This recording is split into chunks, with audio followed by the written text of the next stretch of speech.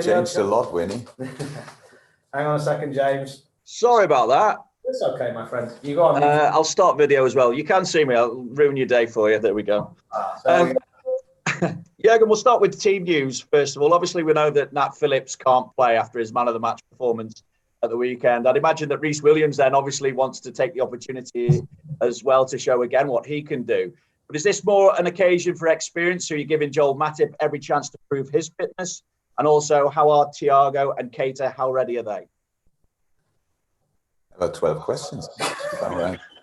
So, Naby and Joel trained yesterday fully.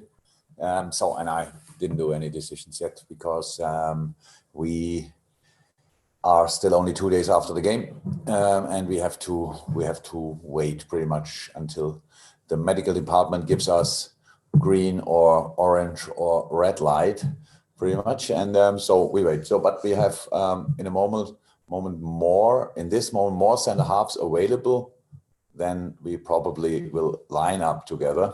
So, which is good. Well, and Naby trained as well. Yeah. I also want to ask you about Diogo Jota. I'm looking at the stats and seeing that Mo scored 6 in his first 9 appearances at the club. Sadio scored 4 in his first 9 appearances. And now obviously Diogo scored 4 in his first 9 appearances. So what level do you feel that he's reached already? And I suppose how much trust do you have in him already? He's good. So how players actually should be when they join us.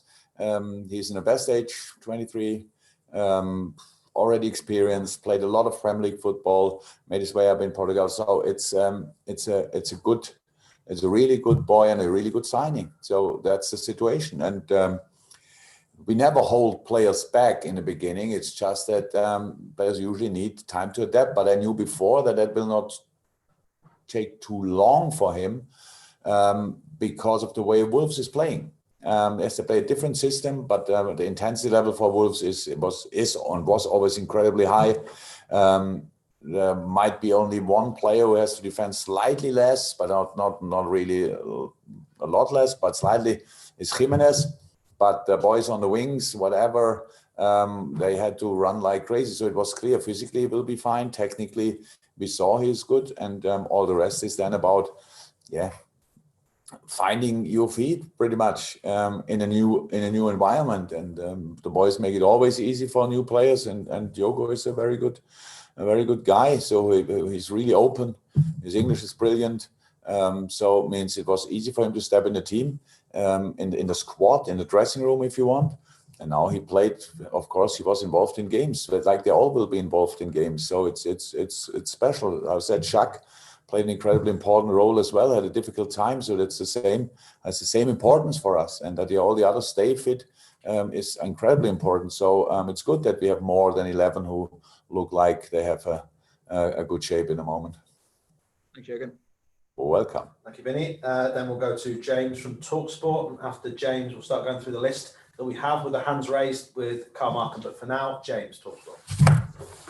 Jurgen, sitting at the top of the Premier League table, 100% record so far in Europe. Just how proud are you of the way your side has responded to the number of setbacks you've already had so far this season?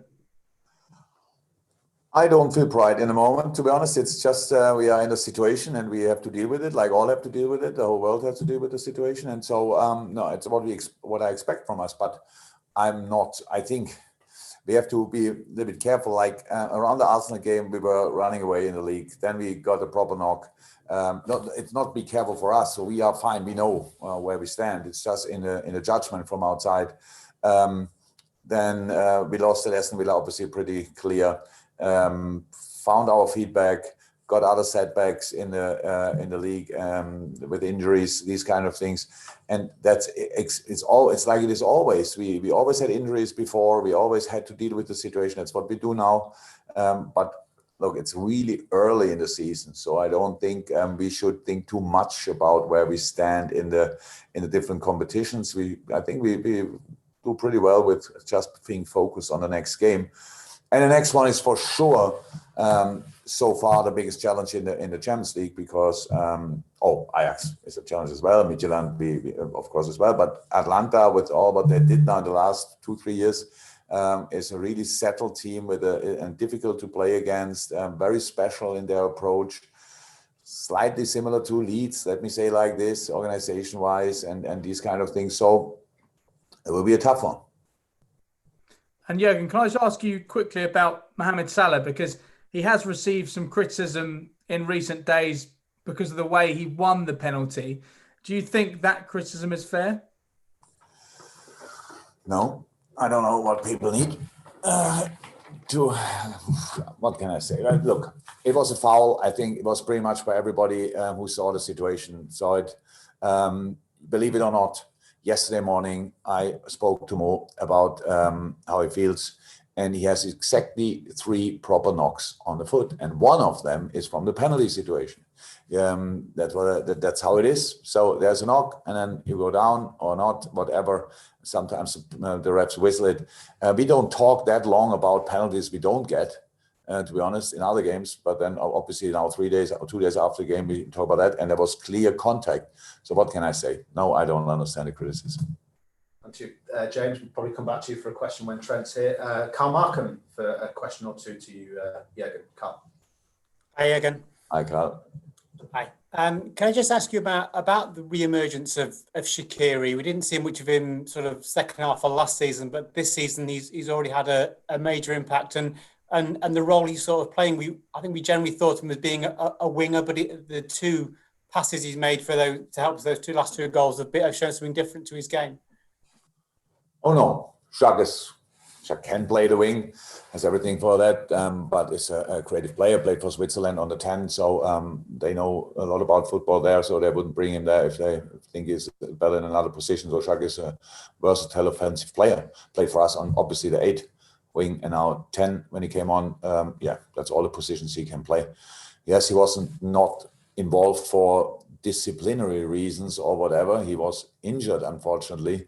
And sometimes players have a bad run with injuries. That's what he had. It's not that he was that often injured, but yeah, the calf made some problems. Now everything is fine, and but just good for him and even better for us because we missed him last year in a lot of moments in the last season. And it's not that we wanted to let him or keep him out of the team. He's a good player, a really good player who had a massive impact in pretty much all the games he played.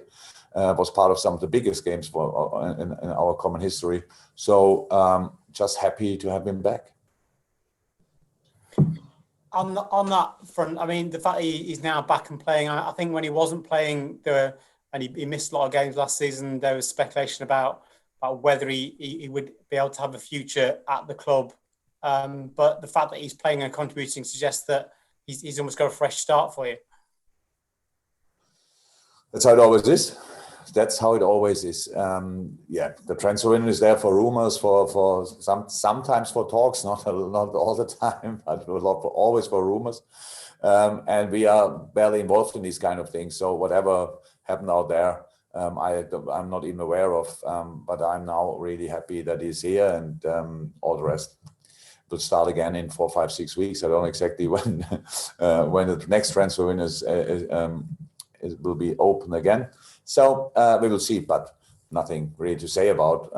That's the last transfer window feels like it's 4 years ago. Okay, the last 2 questions as it stands to Jurgen Klopp will be Per from TV2 Norway, and then we'll finish with Nate Williams, unless there's any final hands I got. Per, over to you first of all. Hi again. Just wondering about Atalanta. They really impressed in the Champions League last season. How good are they, in your opinion, and what do you make of the journey they had over these last few years? Very good, very good. Top players, top recruitment. Very, very well organized. Play their system with 100% conviction, so they know exactly what everybody has to do. They use the skills of the individuals in an incredibly smart way. So you can exactly see how they use the strikers, how they use the strikers in different ways. You can see Gomez role in midfield, which is completely free floating, whatever, genius running everywhere around, make it really difficult to catch him.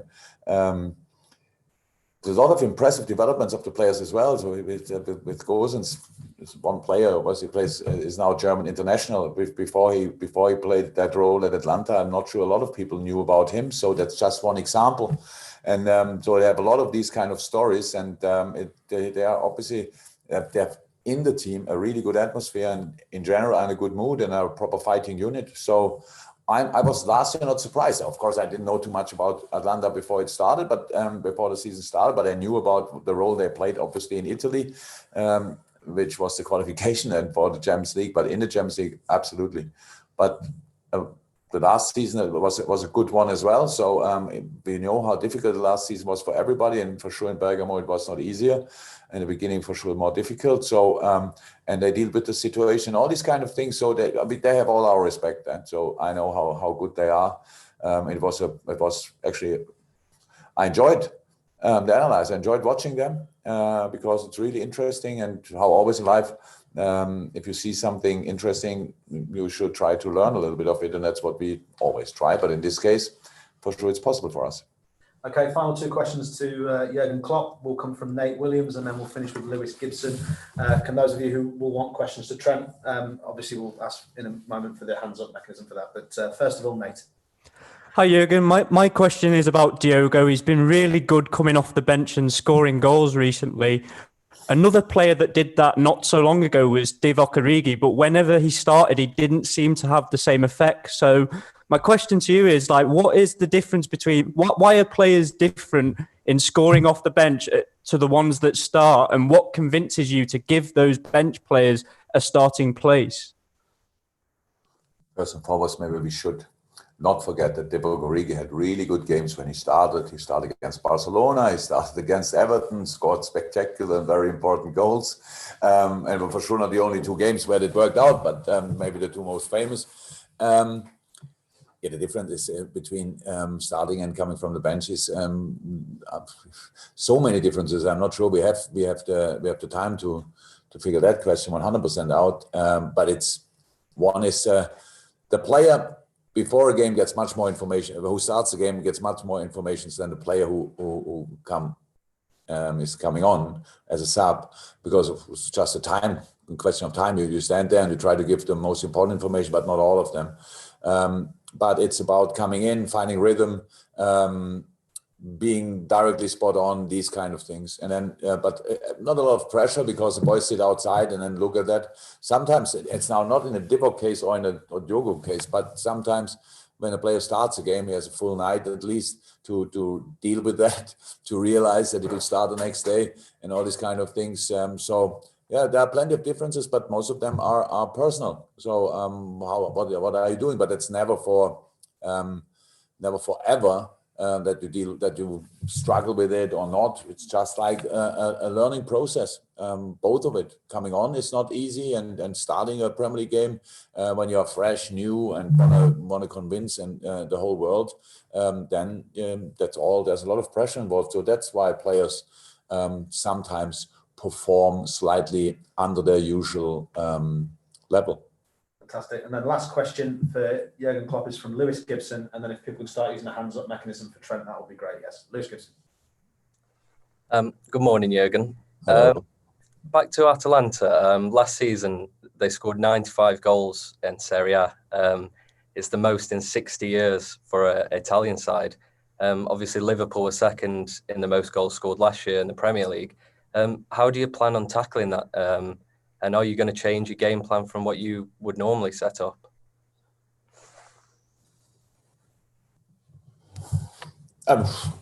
In general, in football, it's always like this. You sometimes you have to defend the situation in the last moment with a block or a goalie save. That's absolutely okay.